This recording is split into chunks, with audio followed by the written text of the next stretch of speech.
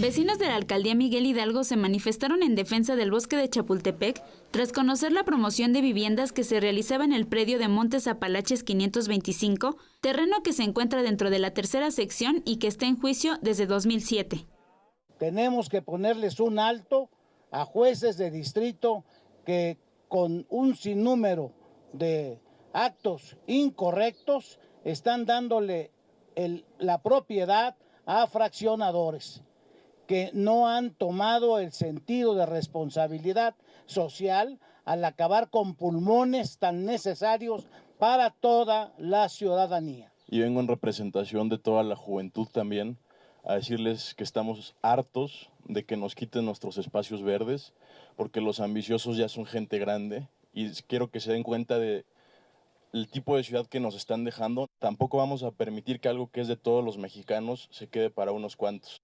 Y para establecer una estrategia conjunta que permita respaldar y luchar por la recuperación de este predio, así como detener la serie de irregularidades que se han presentado con las áreas verdes de Chapultepec, la alcaldía Miguel Hidalgo se sumó al frente de vecinos.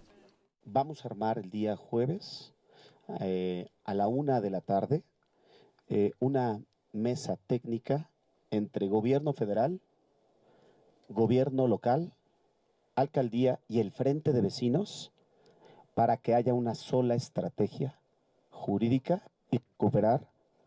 lo que nos quieren quitar. El alcalde explicó que esta mesa técnica se llevará a cabo en la jefatura de gobierno y contará con la intervención de la SEDUBI, la Secretaría de Medio Ambiente, la Consejería Jurídica tanto de la Presidencia de la República como la local, la Secretaría de Gobierno, la Alcaldía, la PAOT y el Frente en Defensa del Bosque de Chapultepec. Es una contradicción que por un lado se esté sumando, ¿sí?, casi 100 hectáreas más, que será la cuarta sección de Chapultepec, y por otro lado, el sistema judicial nos esté quitando, ¿no?, 5,000 metros cuadrados. Reveló que la inmobiliaria Trepi que pelea el predio es propiedad de José Manuel Berumen Bautista,